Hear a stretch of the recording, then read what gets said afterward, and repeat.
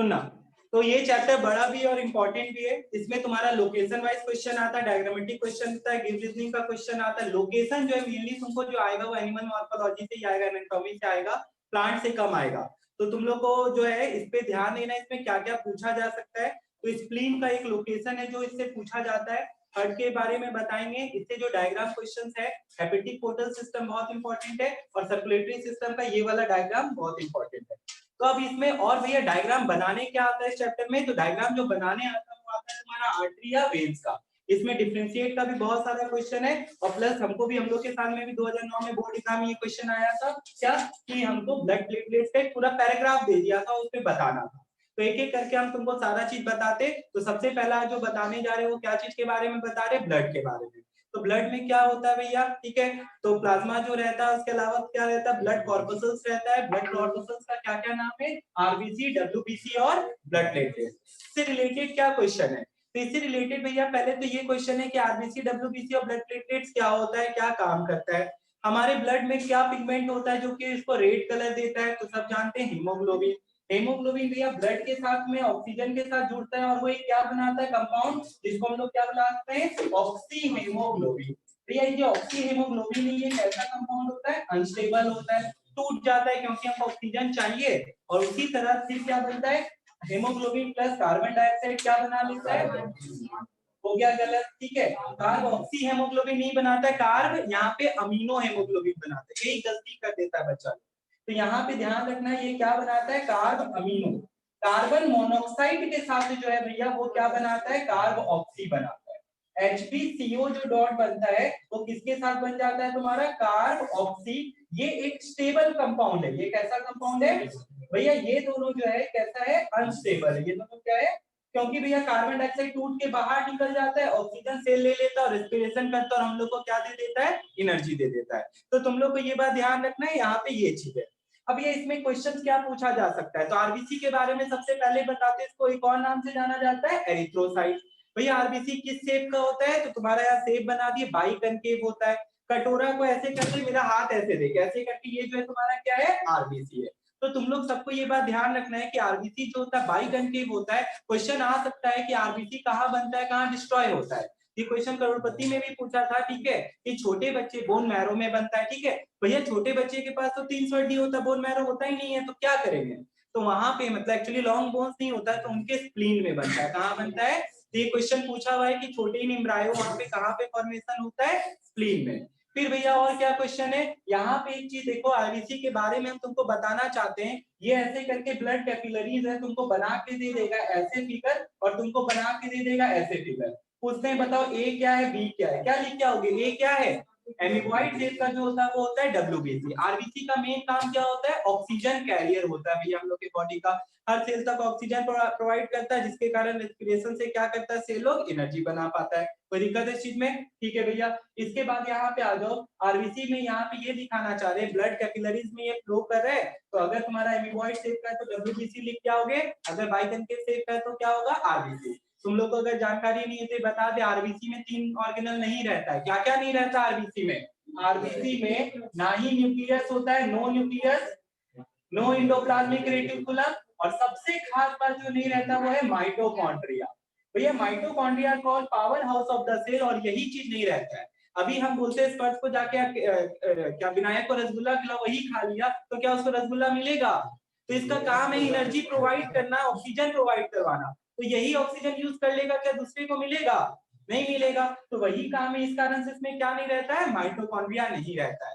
ये देखो भैया दोनों तरफ से कनकेव है, कनकेव बैग में भैया किताब ठूस देते हैं, और जगह डाल पाओगे तुम, नहीं। तो सारा इसका न्यूक्लियस भी निकाल दिए, न्यूक्लियस भी क्या किए, निकाल दिए। तो जो तुम्हारा डल्ट आरबीसी होता है उसके पास न्यूक्लियस नहीं होता, ये चीज ध्यान रखना। सेल डिवीजन पूरा पढ़ाए थे तुम लोग को लास्ट क्लास में, उसमें बताया न्यूक्लियस नहीं है तो डिवीजन नहीं होता है।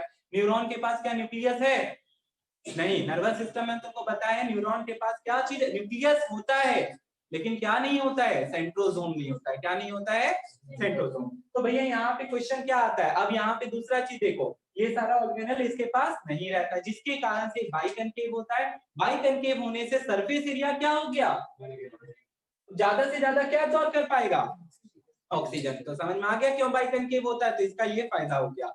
अब भैया इसका जो शेप होता है एमीबॉइड शेप होता है, जिस तरह हम लोग के सोल्जर बॉर्डर पे लड़ रहे हैं तो बॉडी में कौन लड़ रहा होता है, डब्ल्यूबीसी लड़ रहा होता है, तो बॉडी का सोल्जर कौन हो गया, डब्ल्यूबीसी। तो डब्ल्यूबीसी क्या करता है, ये कैपिलरी के वॉल से स्क्वीज करके बाहर आ जाता है।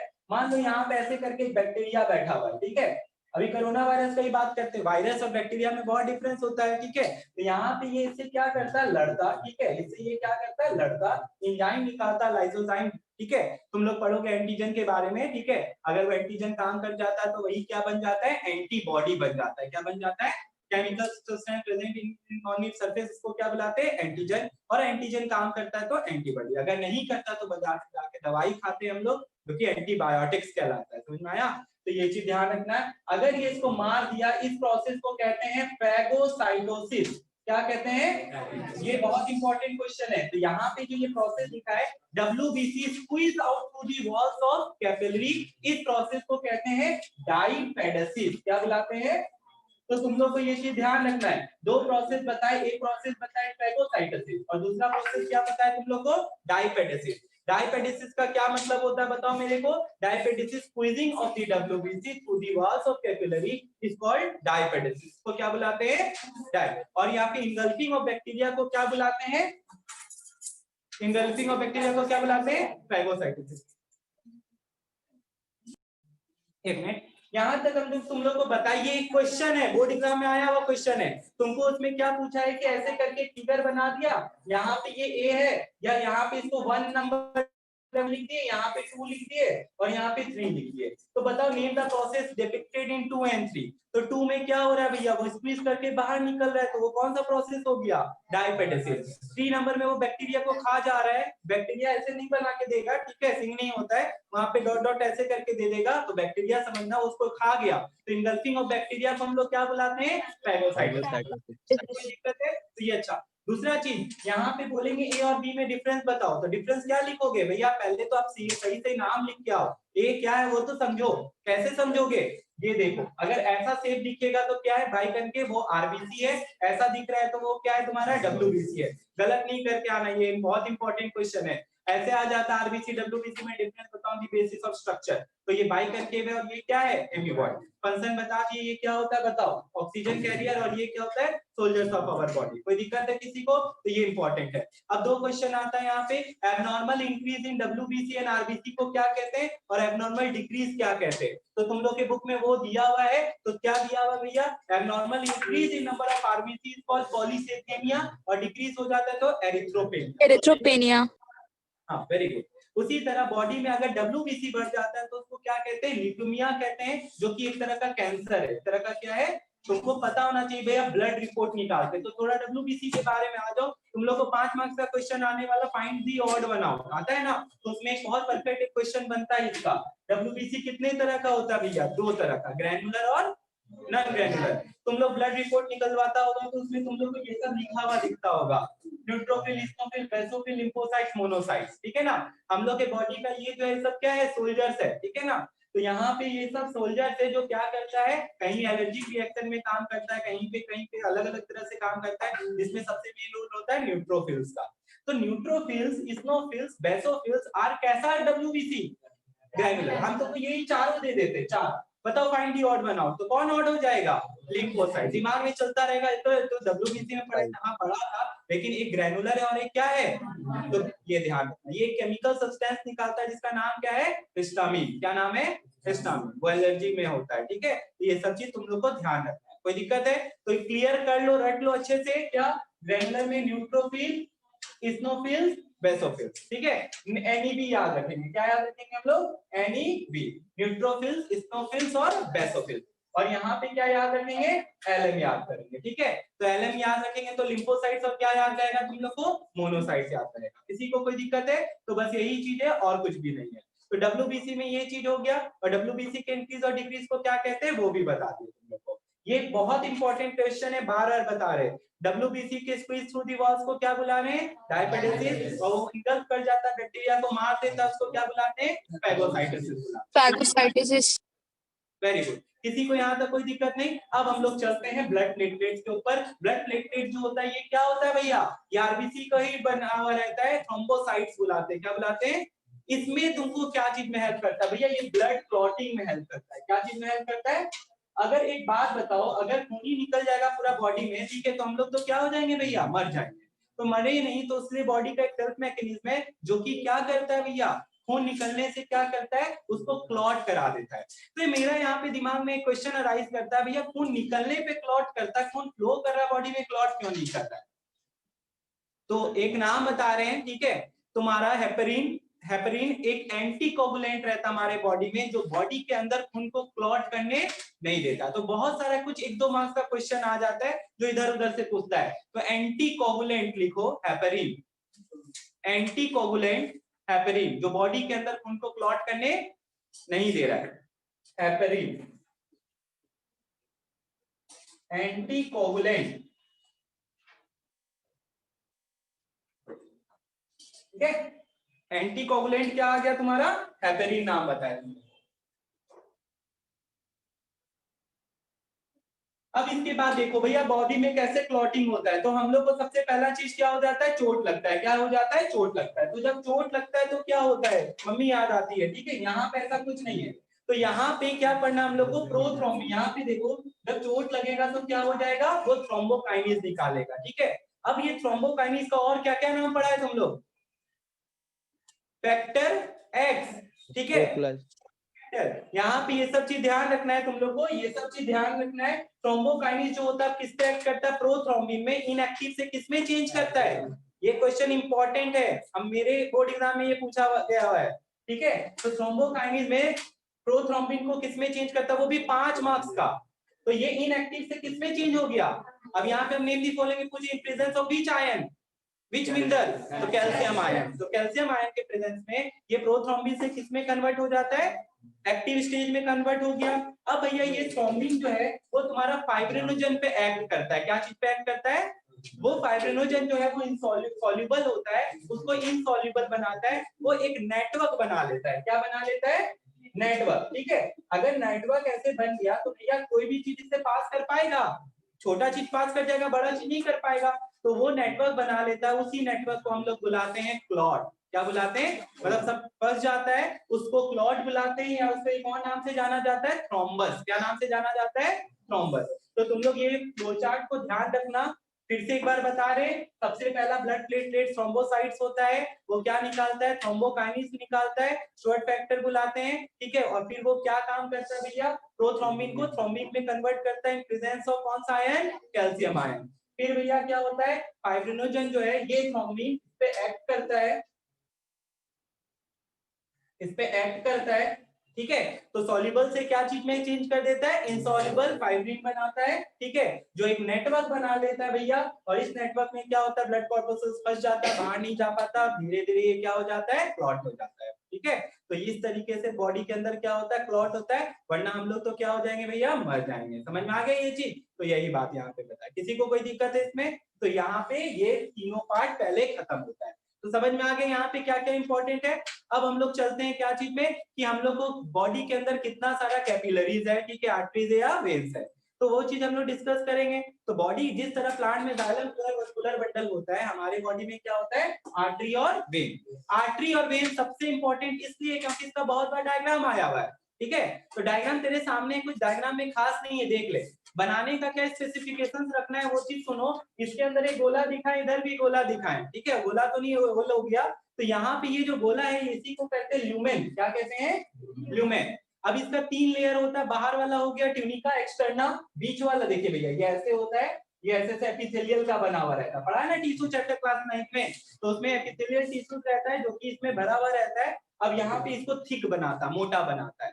जो हम लोग आर्टरी जो होता है थिक होता है, वेन जो होता है वो क्या होता है, थिन होता है। भैया सुइया डॉक्टर भोगता है यहाँ पे, वो किसमें भोग रहा है, वेन, ठीक है। हाँ वेन्स में भी भोगता है और आर्टरी में भी भोगता है, ठीक है। तो बात जो ग्रीन कलर का नजर आता है वो क्या है, वेन्स है, वो क्या है, वेन्स, ठीक है। आर्टरी नजर नहीं आता है, आर्टरी नजर नहीं आता है, ध्यान रखना। तो आर्टरी में ब्लड जो है वो क्या होता है, बहुत फोर्स से फ्लो करता है, पतला रहेगा तो भैया क्या हो जाएगा, फट जाएगा। इसलिए आर्टरी जो होता है उसका वॉल्स क्या होता है, थिक होता है, इसका वॉल्स क्या होता है, थिन। बहुत सारे डिफरेंस है जो अभी बताने वाले आर्टरी वेन में, पहले डायग्राम पे बात कर रहे थे।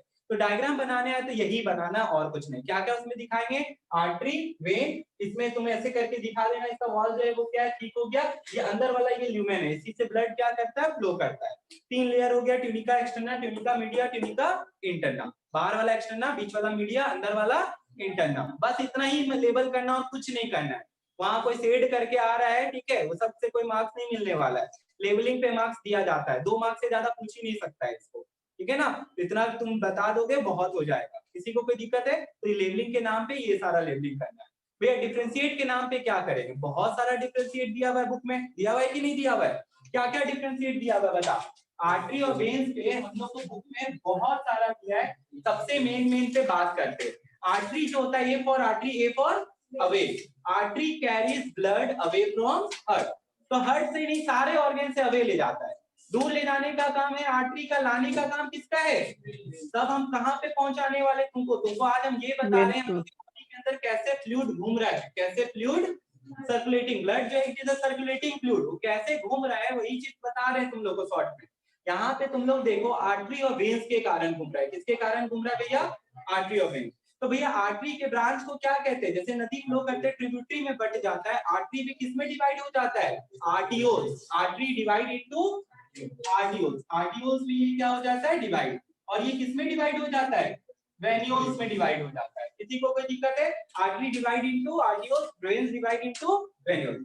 Artery carries blood away from heart और ब्लड वेन्स जो होता है वो क्या करता है, टुवर्ड्स ले जाता है। सबसे खास बात क्या है, आर्टरी हमेशा कैसा ब्लड कैरी करता है, oxygenated blood. Artery always carries O2 blood, oxygenated blood, ठीक है। और वेन्स कैसा कैरी करता है, डीऑक्सीजनेटेड। लेकिन इसमें एक्सेप्शन है भैया, इसका क्या है, एक्सेप्शन। वही सबसे इंपॉर्टेंट है, कौन है बताओ तुम लोग मेरे को, पल्मोनरी आर्टरी। इसमें भी क्वेश्चन रहेगा ही रहेगा, अगर इस चैप्टर से आता है, ठीक है, तो इस पे क्वेश्चन रहेगा। पल्मोनरी वेन इसका, pulmonary artery is the only artery which carries deoxygenated blood and pulmonary vein is the only vein which carries, तो इससे मेरा हम तुमको तुरंत जोड़ते हैं वो फिगर, ठीक है। अब चलते हैं ये फिगर बनाने कभी नहीं आएगा, ठीक है। तो जो सोचता था हर्ट ऐसा है वो गधा सा है, ठीक है। तो हर्ट ऐसा तो एकदम ही नहीं दिख रहा है भैया, ठीक है। हम लोग का हर्ट जो है वो कितने चैम्बर का है, 4 चैम्बर। अब यहाँ पे हम तुमको जो बताने वाले हैं ध्यान से सुनते जाना सब बच्चा, ठीक है। हर्ट कहाँ पे लोकेटेड है, हर्ट एकदम हम लोग के थोरैसिक कैविटी के सेंटर पे एकदम, ठीक है। थोड़ा सा हर्ट यहाँ पे घसका रहता है, इसलिए हाथ छूते तो दिल धक धक करता है, ठीक है, नहीं करता है, ठीक है ना। दिल धक धक नहीं करता है, दिल लबडब करता है। दिल क्या करता है, लबडब। पहला तो ये चीज सुनो, उसको काट, उसको क्या देख रहा है, ठीक है। यहाँ पे देखो ये जो है कार्डियक साइकिल कहलाता है, ये क्या कहलाता है, कार्डियक साइकिल। अब ठीक है, बाद में बदमाशी करना, यहाँ पे तुम तो यहाँ पे देखो तो दिल जो है क्या करता है, लबडब करता है, डब लब डब, ठीक है। जैसे मार्च पास्ट करते हैं लेफ्ट राइट, तो उसी तरह दिल भी क्या करता है, लबडब करता है। अब वो सब नहीं पूछ रहा है, ऑब्वियस सा बात है। यहाँ पे जो मेन चीज है रिलेटेड इससे क्या है वो चीज सुनो। आर्टरी में और अभी हम थोड़ा डिफरेंस बताने वाले हैं, लेकिन पहले आ गया क्या, पल्मोनरी आर्टरी और पल्मोनरी वेन।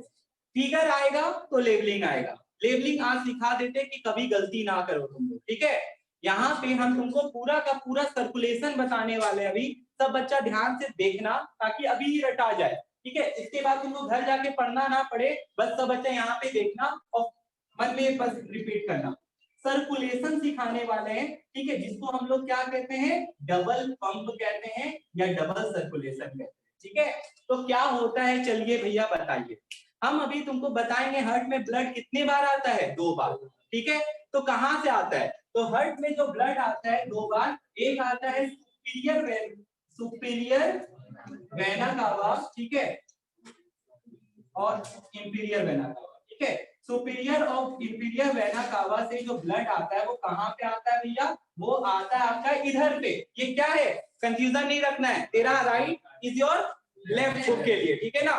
तो यहाँ पे अगर ये राइट है तो इधर सीधा सा बात, हम तो ऐसे खड़े हैं, तो मेरा तो ये लेफ्ट ही है, तो उधर वाला वो क्या हो जाएगा, उधर ये वाला क्या है, राइट लेफ्ट ऑरिकल, ठीक है। ये क्या हो गया,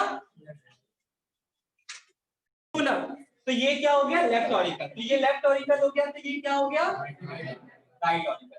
तो पहला तो 2 चैम्बर हो गया ऑरिकल, ठीक है, और नीचे का 2 चैम्बर हो गया वेंट्रिकल, तो उसका भी क्या हो जाएगा, लेफ्ट वेंट्रिकल और यहाँ पे अब हार्ट से रिलेटेड क्या क्या पढ़ना है, तो तुम लोग अपने बुक में कौन सा पेज खोल लो जहां बता देते जो मार्क करना है कुछ कुछ। हार्ट का मेम्ब्रेन का नाम बताओ तुम लोग, पेरिकार्डियम। पक्का? भैया यहाँ से एक और क्वेश्चन अराइज करता है, right the function of pericardial fluid. What is the function of pericardial fluid? तो यहाँ पे तेरे बुक में दिया हुआ है सब चीज, इसमें हम थोड़ा तुम लोग को बोलेंगे बुक देखो। हार्ट का लोकेशन करो, दोनों लोकेशन क्या बोलता है? Heart is right in the centre between the two lungs and above the, ठीक है? तो ऐसे तो बता रहे क्लियरली, लोकेशन स्पेसिफिक एकदम, इधर उधर लिख के आ जाओगे इन दी बॉडी तो मत सोचना कि मार्क्स मिलेगा। समझ में आ गया ना? इन दी बॉडी पे तो मार्क्स नहीं है, उसमें भी बोलता है सेंटर ऑफ दी हार्ट में क्या बोलता है? Centre between the two lungs and above the diaphragm. तो इतना ही लिखना पड़ेगा अगर आता है इसका। हार्ट का मेम्ब्रेन का नाम क्या बताया तुम लोग को? पेरिकार्डियम। उसके अंदर फ्लूइड भरा रहता है, पेरिकार्डियल फ्लूइड। कौन से मसल्स का बना रहता है? कार्डियक मसल्स का। ये बता दिया ऐसे तुम लोग को, जो कि ब्रांच होता है, जो कि क्या होता है? ब्रांच होता है। पक्का? द नेवर गेट फैटी, कभी थकता नहीं है। भैया इसके बाद बताता है पेरिकार्डियल फ्लूइड का फंक्शन, सब अपने बुक में अंडरलाइन कर लो। It contains lubricating pericardial fluid which reduces the friction during the contraction and relaxation. Systole और डायस्टोल दो फेज होता है। ये क्वेश्चन आता है what is the difference between systole and diastole. अभी हम तुमको बताएंगे मेरा हार्ट जो पंप करेगा। हार्ट क्या करेगा? पंप। तो ये जो हार्ट पंप करेगा, तो वही चीज हम तुम लोग को बता रहे हैं, उसी को क्या कहते हैं? कॉन्ट्रैक्शन फेज को सिस्टोल बुलाते हैं और रिलैक्सेशन फेज को, भैया यहाँ पे देखिए अभी तो ये हमको लग रहा है एक्सपेंड किया हुआ है, तो ये क्या है? डायस्टोल। ये क्या है? जब इसको वेंट्रिकल को दबा देंगे तो ये क्या चीज में चेंज हो जाएगा? सिस्टोल में चेंज हो जाएगा। किस में चेंज हो जाएगा? सिस्टोल। तो पक्का हो गया? तो सिस्टोल हो गया कॉन्ट्रैक्शन और डायस्टोल हो गया रिलैक्सेशन फेज। कोई दिक्कत है इसमें बानी? अब इसके बाद एक हम तुमको सर्कुलेशन बता रहे थे, तो चलो ये सर्कुलेशन अभी हम लोग कर लेंगे। मेरा हार्ट यहाँ पे, तुम लोग का भी वहीं पे, ठीक है? तो हम लोग सबका ब्लड ऊपर से जो कैरी करके आ रहा है वो कहां से आ रहा है? सुपीरियर वेना कावा से। और नीचे से कौन लेके आ रहा है? इंफीरियर। कहां लेके पटक देगा? Right auricle. कौन है राइट ऑरिकल? यहाँ से स्टार्ट करना सब बच्चा। राइट ऑरिकल से कहां जाएंगे? भैया यहाँ पे हम रटने का जो रटते तो रट लेते हैं, लेकिन समझ के रटेंगे तो अच्छे से याद होगा। इधर में सबसे पहला वाल्व है, सबसे पहला वाल्व क्या करता है? ब्लड को ब्लड फ्लो करने नहीं देता। सुन अब यहाँ पे, तो क्या हुआ? राइट वेंट्रिकल में ब्लड आ गया, तो यहाँ पे बोल रहे थे 1 नंबर जो है यहाँ पे सबसे पहला वाल्व आया। वाल्व क्या करता है? ब्लड एक बार तुम्हारा ऑरिकल से वेंट्रिकल में आ गया तो वापस उसको जाने नहीं देगा। समझ में आ गई ये चीज? तो भैया यहाँ पे देखिए राइट ऑरिकल से राइट वेंट्रिकल ब्लड आया, तो पहला वाल्व यहाँ पे प्रेजेंट है। इसमें 3 कस्प है, तो इसीलिए इसको ट्राइकस्पिड वाल्व बुलाते हैं। और ये किसके बीच में? ऑरिकल और वेंट्रिकल। तो कितना इजी हो गया देखो, राइट ऑरिकुलर वेंट्रिकुलर वाल्व बुलाते हैं या इसको ट्राइकस्पिड वाल्व बुलाते हैं। क्या बुलाते हैं? तो किसके बीच में? ऑरिकल और वेंट्रिकल के बीच में। तो लोकेशन अगर आ जाएगा तो वाल्व का पूछता है ट्राइकस्पिड और बाइकस्पिड लिख के आता है। तो तुम अगर ट्राइकस्पिड बोलेगा तो राइट ऑरिकल एंड वेंट्रिकल के बीच में हो गया ये। इसके बाद यहाँ पे देखो भैया वेंट्रिकल में चला गया। अब यहाँ पे देखो ये क्या दिख रहा है ऐसे करके? This is known as chordae tendineae. इसको क्या बुलाते हैं? कॉर्डियाई टेंडनाई। भैया अजीब सा नाम है लेकिन इसका इंपॉर्टेंट फंक्शन है, ठीक है? कॉर्डियाई टेंडनाई जो है, ध्यान से सुनना, ये तुम्हारा वाल्व पलट ना जाए तो उसको पकड़ के रखता है, ठीक है? शादी समय क्या करते हैं? बैम्बू को पकड़ के रखना पड़ता है, तो रस्सी लगा दिया जाता है। यहाँ भी वाल्व ओवर टर्निंग नहीं कर जाए तो उसको प्रिवेंट करता है। उसको क्या करता है? ब्लड बहुत फ्लो या ब्लड जो बहुत तेजी से फ्लो करता है, तो क्या होगा? पंप जब करेगा, ये देखो ये दबता है तो ये तुम्हारा बाल से लेके तेरे नाखून तक खून पहुंच रहा है कि नहीं? तो बहुत तेजी से पंप किया जाता है, तो बोलते हैं यहाँ पे पंप करेगा तो वाल्व पलट सकता है। तो पलटे नहीं तो उसको पकड़ के कौन रख रखा है?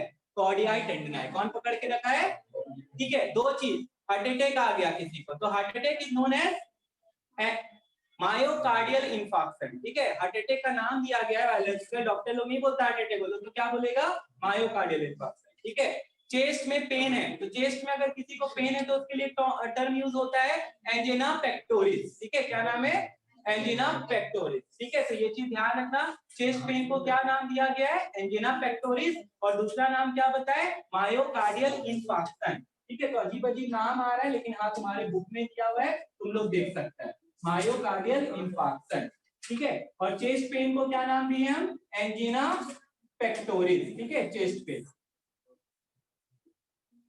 तो ये सब ध्यान रखना है तुम लोग को, ठीक है, ये भूलना नहीं है। मायोकार्डियल इन्फेक्शन तो क्या हो गया तुम्हारा, ये सारा जो है प्रॉब्लम रिलेटेड टू क्या हो जाता है।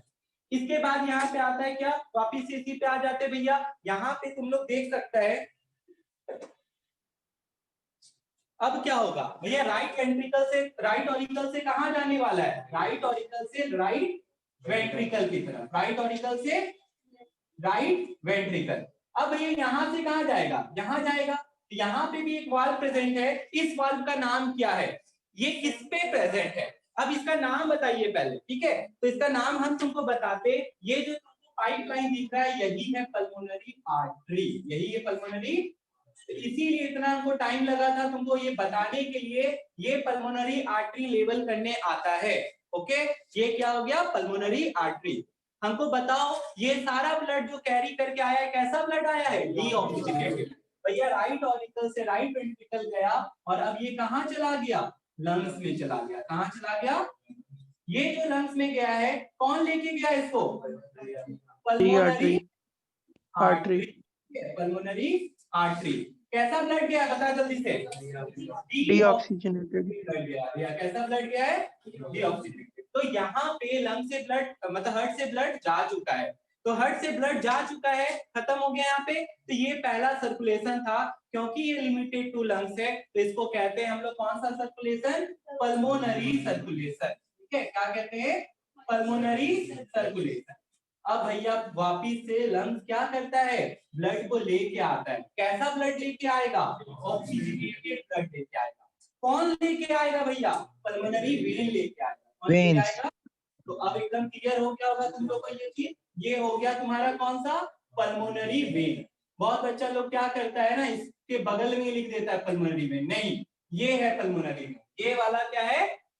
तो आगे समझ में, तुमको लेबलिंग देगा 1 और 2 लिख के दे देगा उधर। बताओ यहाँ पे ये नहीं है पल्मोनरी वेन, ये तो क्या है, आओर्टा, आउटा ठीक है, आओर्टा। आओर्टा हो गया यहाँ पे। ये कैसा ब्लड कैरी करता है भैया, ऑक्सीजनेटेड ब्लड। तो अब यहाँ पे क्या होगा, पल्मोनरी वेन लाके कहाँ गिराया, लेफ्ट ऑरिकल में। लेफ्ट ऑरिकल से कहाँ गया, लेफ्ट वेंट्रिकल। अब भैया इसके बीच में यहाँ हम 2 नंबर लिखते हैं, भैया यहाँ नहीं लिखते, यहाँ लिख रहे हैं, क्योंकि ये 2 नंबर वाला जो है ये कौन सा वाल्व है, बाइकस्पिड। 1 नंबर वाला कौन सा है, ये है बाइकस्पिड। इसको एक और नाम से जाना जाता है, मिट्रल वाल्व। क्या नाम से जाना जाता है, ये सब का लोकेशन आएगा किसके बीच में भैया, लेफ्ट ऑरिकल और लेफ्ट। गलती मत कर देना, ठीक है, इसे सिंपल तरीके से तुमको नहीं बता पाएंगे। तो यहाँ पे ध्यान रखना, लेफ्ट ऑरिकल और वेंट्रिकल के बीच में जो वाल्व प्रेजेंट है उसका नाम क्या है, बाइकस्पिड है। क्या नाम है, बाइकस्पिड। किसी को कोई दिक्कत है, तो लेफ्ट ऑरिकल से कहां चला गया, लेफ्ट वेंट्रिकल चला गया, किसी को कोई दिक्कत नहीं होना चाहिए। अब भैया यहाँ आओर्टा से निकलता है, लेकिन यहाँ पे भी वाल्व है। अब इन 2 वाल्व का नाम बताइए, पहला, तीसरा और ये चौथा। तो तीसरा वाल्व का नाम है, देखो कहाँ सिचुएटेड है, पल्मोनरी के पास, तो इसको बुलाते हैं पल्मोनरी सेमीलुनर वाल्व। ये किसके जंक्शन पे है, पल्मोनरी आर्टरी और राइट वेंट्रिकल के बीच। तो नाम पल्मोनरी से ही है, पल्मोनरी सेमील्यूनर वाल्व, पल्मोनरी। भैया ये आउटा और किसके बीच में है, लेफ्ट वेंट्रिकल, तो क्या नाम है इसका, आउटिक सेमील्यूनर वाल्व। तो टोटल कितना वाल्व है तेरे दिल में, 4। बहुत बार हम लोग का दिल जो होता है पेस मेकर, अब यहाँ से टॉपिक चालू होता है पेस मेकर। क्या चालू होता है, तो 4 पेस मेकर को तुमको बताया गया है, SN, AVN, bundle of HS और परकेंजी फाइबर। ये 4 पेस मेकर तुम्हारे दिल में लगा हुआ रहता है, नेचुरल है, ये नेचुरल भगवान जी का दिया हुआ है। और ये काम नहीं करता एजिंग के कारण या प्रॉपर डाइट के कारण, तो हम लोग पेस मेकर आर्टिफिशियल लगाते हैं, ठीक है। तो अभी तुम्हारे ऑलरेडी जो पेस मेकर होता है उसका नाम क्या है, एसएन, एवीएन, परकेंजी फाइबर और बंडल ऑफ एचआईएस। तो एसएन का सबसे ज्यादा लोकेशन में पूछा जाने वाला क्वेश्चन है, क्या चीज का, एसएन। तो भैया पहले यहाँ खत्म कर दीजिए। तो लेफ्ट ऑरिकल से लेफ्ट वेंट्रिकल आया, लेफ्ट वेंट्रिकल से क्या होता है, to all body part, blood चला गया, किससे गया, अओर्टा, किससे गया, अओर्टा। किसी को कोई दिक्कत है यहाँ तक। अब यहाँ पे देखो, इसको लेके आया पल्मोनरी में, ये जो है इसको क्या कहते हैं हम लोग, कौन सा सर्कुलेशन, सिस्टमैटिक सर्कुलेशन। क्या बुलाते हैं इसको, सिस्टमैटिक सर्कुलेशन। तो तुम लोग देख सकता है, यही पल्मोनरी प्लस यही सिस्टमैटिक के सम को हम लोग क्या बुलाते हैं, डबल सर्कुलेशन, या इसी को एक नाम और दे देता है क्या, ये लोग डबल पंप बोल देता है। क्या बोल देता है, डबल पंप। किसी को कोई दिक्कत है इस चीज में? सबको समझ में आ गया होगा लोकेशन क्या क्या था, ये चीज ध्यान रखना। तुम्हारे बुक में दिया हुआ है, यहाँ पे देखो तुम लोग को दो फेज दिख रहा होगा, ए और बी। तो ये जो है यहाँ पे तुम देख सकते हो वेंट्रिकल जो है वो क्या हुआ, पिचका हुआ है। वेंट्रिकल जो है ये क्या है, पिचका। यहाँ पे ये क्या है, एक्सपेंडेड है। तो इस फेज को हम लोग क्या नाम दे रहे हैं, सिस्टोल बुला रहे हैं। क्या बुला रहे हैं, सिस्टोल। और इधर वाला ये जो फेज है ये कौन सा हो गया तुम्हारा, इसको डायस्टोल बुलाते हैं। क्या बुलाते हैं, डायस्टोल। दोनों एक तरह से उल्टा बिहेवियर। एक अगर ऑरिकल एक्सपेंडेड रहेगा तो वेंट्रिकल क्या रहेगा, कॉन्ट्रैक्टेड रहेगा। तो ये चीज ध्यान रखना। इसमें एक और अच्छा क्वेश्चन ये पूछा जा सकता है, बताओ मेरे को कि at the time of systole और डिस्टोल कौन सा वाल्व बंद या खुला रहता है। ठीक है ना, तो ये चीज पढ़ लेना। तो तुमको समझा दिए पूरा मैकेनिज्म, तो ये चीज ध्यान रखेगा कि कौन सा वाल्व खुला रहेगा। अब देखो जैसे हम ये बता रहे हैं, इस तरफ वाला अभी ये पिचका हुआ है, तो मेरा ब्लड जो है ये कहाँ जाने वाला है भैया, ये पहला वाला ट्राइकस्पिड वाल्व तो क्या रहेगा, बंद रहेगा। तो ऑब्वियस सा बात है यहाँ पे। तो यहाँ पे लिखा हुआ है तुम लोग को, देखो पहले तो कार्डियक टेंडनाई का फंक्शन यहाँ पे मार्क करो तुम लोग सब। holds the valve in position preventing their upturning due to pressure exerted by contracting यहाँ पे वेंट्रिकल। भूलना नहीं है इसको, ठीक है, ये जरूरी है तुम लोग को याद करना है। यहाँ पे तुम लोग देख सकते हैं सेकेंड पॉइंट में दिया हुआ है तुम लोग को क्या, कि tricuspid valve and bicuspid valve close with the jerk producing the sound लब। तो यहाँ पे तुम लोग देखो ये नंबर 1 ट्राइकस्पिड है यहाँ पे, और इधर पे है बाइकस्पिड। तो 1 और 2 दोनों बंद है, कब, वेंट्रिक सिस्टोल के टाइम में। कब बंद है, सिस्टोल के टाइम में। तो क्लियर हो गया तुम लोग को, 1 और 2। 1 है तुम्हारा कौन सा वाल्व, ट्राइकस्पिड। 2 तुम्हारा कौन सा वाल्व है, बाइकस्पिड। तो ये दोनों बंद रहता है at the time of systole. तो समझ लेना ये चीज इंपॉर्टेंट है। ये अगर डायग्राम आता है तो ये क्वेश्चन भी उसमें रह सकता है। किसी को कोई दिक्कत है इसमें? यहाँ पे आया पेस मेकर। देख पेस मेकर में यहाँ पे आता है द इम्पल्स और command which start from the heartbeat arises in pacemaker. ठीक है, तो तुमको इसमें क्या, सुन, सबसे पहला चीज यहाँ पे हम तुमको जो बताने वाले हेपेटिक पोर्टल सिस्टम के बारे में बताने वाले हैं।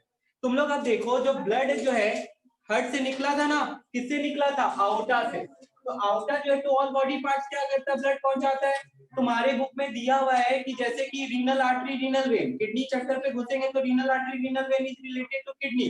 ठीक है, हार्ट में जो जाता है उसको कार्डियक बुलाया जाता है, कार्डियक आर्टरी कार्डियक वेन। ठीक है, तो उसी तरह यहाँ पे तुमको गट जो है, गट बोले तो क्या होता है, स्टमक, इंटेस्टाइन, स्मॉल और लार्ज दोनों को मिला लो तो इसको क्या बुलाते हैं, गट बुलाते हैं। क्या बुलाते हैं, गट।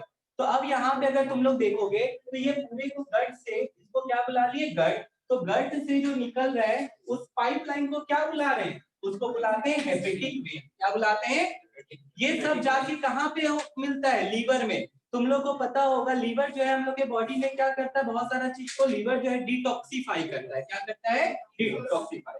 तो वही बताए कि कोई भी अगर जहर खाया होता है तो उसके कहाँ पे मिलेगा, लीवर में। समझ में आया ये चीज? तो पोस्टमार्टम में इसका क्या किया जाता है, काट के देखा जाता है। और फिर यहाँ पे देखो ये हेपेटिक वेन, यहाँ से जो निकलता है वो क्या निकलता है, हेपेटिक वेन। अब तुम लोग को बताए थे वापिस से ये कहाँ पहुंचने वाला है, ये वाले पार्ट में। इसका नाम क्या था, सुपीरियर। तो देखो यहाँ पे पूरा चीज रिलेटेड है। ये दोनों पाइपलाइन अगर पूछ ले ऐसे ही फिगर बना के 1 और 2, तो लंग्स और हार्ट के बीच में तो याद होगा क्या नाम था, जो हार्ट से लंग्स की तरफ जाता है, पहले हार्ट से लंग्स की तरफ जो जाता है वो पल्मोनरी क्या होता है, आर्टरी। और लंग्स से हार्ट की तरफ जो आता है वो क्या होता है, पल्मोनरी। हार्ट से निकल गया आउटा, कोई दिक्कत है? अब क्लियर हुआ कि नहीं, पहले ये बता। तो एकदम ये फिगर एकदम ध्यान रखना, गट से जो लीवर की तरफ जा रहा है, गट बोले तो स्टमक हो गया, इंटेस्टाइन हो गया, लार्ज, वो उसका नाम क्या है, हेपेटिक वेन है। या क्या नाम है, कहाँ गया, लीवर में। ठीक है, और यहाँ पे लीवर से जो निकला उसका नाम अब क्या है, हेपेटिक पोर्टल वेन। क्या नाम है उसका, हेपेटिक पोर्टल वेन। तो तुम लोग को ये चीज ध्यान रखना है, तुम लोग के बुक में दिया हुआ है। ठीक है, ये सॉरी ये वाला जो ये है hepatic portal vein, hepatic portal vein ये है, और ये है हेपेटिक वेन। तो तुम लोग को ये चीज ध्यान रखना है, ये हो गया तुम लोग का हेपेटिक पोर्टल वेन, और ये वाला कौन सा हो गया, हेपेटिक वेन हो गया। बहुत इंपॉर्टेंट है, बार बार बोल रहे हैं। तो ये जो डिवाइड होता है हेपेटिक वेन क्या होता है, ये डेफिनेशन तुम्हारे बुक में दिया हुआ है, यहाँ पे तुम लोग देख सकते हैं। Utility of portal system, hepatic portal system का क्या यूज है बॉडी में, सुनना ध्यान से। The food absorbed by the stomach and intestine, जिसको कलेक्टिवली क्या बुला रहे हैं, गट। क्या बुला रहे collectively, brought to liver which act like a store to regulate the quantity of nutrients flowing in the general blood circulation।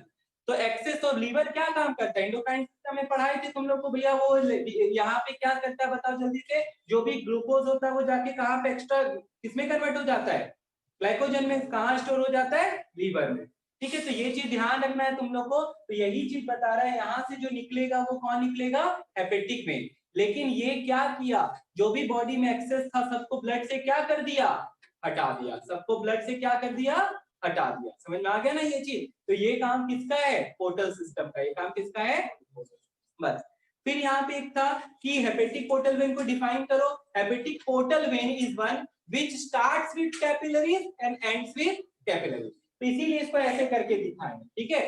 यहाँ पे ये कोई पंपकिन नहीं है, ये क्या दिखा रहे हैं, कैपिलरी दिखाना चाह रहा है, ठीक है। तो कैपिलरी से एंड भी होता है, कैपिलरी से क्या होता है, स्टार्ट भी होता है। तो अगर तुमसे हेपेटिक वेन का डेफिनेशन पूछेगा, हेपेटिक पोर्टल वेन का, तो क्या लिख के आओगे तुम लोग, start with capillaries and and with capillary. कोई दिक्कत है? तो ये कहाँ पे है भैया, हेपेटिक पोर्टल वेन किसको किससे जोड़ रहा है, गट को जोड़ रहा है, किससे, लीवर से। और लीवर से जो निकल रहा है वो कौन है, और फिर ये किसको कहाँ जाने वाला है, हार्ट में। किससे जुड़ने वाला है, इंफीरियर वेना कावा से। किससे जुड़ने वाला है, इंफीरियर। तो ये ध्यान रखना। इससे रिलेटेड क्वेश्चन जो तुम्हारे बुक में तुम लोग को मिल जाएगा, और तुम लोग इस चीज को छोड़ के मत जाना। चाहे तो तुम्हारा ये डायग्राम और ये डायग्राम, ये दोनों में से एक चीज आ सकता है, और बहुत इंपॉर्टेंट क्वेश्चन है, बहुत ही इंपॉर्टेंट है। तो फिर तुम बता देते तुम लोग को, लिखता है question, several hours after a meal containing a lot of protein। अब सुनो ध्यान से, एक क्वेश्चन यही डिस्कस करना था। जब खाना खाते हैं तो खाना से बहुत सारा क्या निकलता है, ग्लूकोज कन्वर्ट हो जाता है कार्बोहाइड्रेट में, प्रोटीन एमिनो एसिड में, फैट फैटी एसिड में। तो क्वेश्चन है, several hours after a meal containing a lot of protein which vessel will contain the highest concentration of urea। तो किसमें रहेगा बताओ, सबसे ज्यादा किसमें तुम्हारा रहने वाला है, यूरिया का कंसंट्रेशन सबसे ज्यादा किसमें रहने वाला है, इसमें। ठीक है, तो ये चीज ध्यान रखना। तो ये सारा क्वेश्चंस देख लो अपने बुक में, जो इंपॉर्टेंट है। बार बार बोल रहे तुम लोग को, गलती करके मत आ जाना। Which vessel would contain the highest concentration of amino acids। ठीक है, तो अमीनो प्रोसेस हो गया, तो क्या हो जाएगा इसका, हेपेटिक पोर्टल वेन, यही। ठीक है ना। तो यही चीज तुमको हम बताना चाह रहे हैं, और कुछ भी नहीं है। इतना अगर कर लोगे काफी है। बुक में लास्ट में तुम लोग को स्प्लीन का लोकेशन बताया हुआ है, स्प्लीन का लोकेशन सब बच्चा कर लेना, बहुत साल से आ रहा है लोकेशन स्प्लीन का। ठीक है, तो तुम लोग कर लेगा इतना सारा चीज। लिम्फ का फंक्शन क्या होता है, और तुमको उससे ज्यादा कुछ जानने का दरकार नहीं है। किसी को कोई दिक्कत, मतलब वो भी एज अ डिफेंस न्यूट्रिटिव जो फंक्शन दिया हुआ है, कोई दिक्कत? भैया पल्स का डेफिनेशन भी करना है।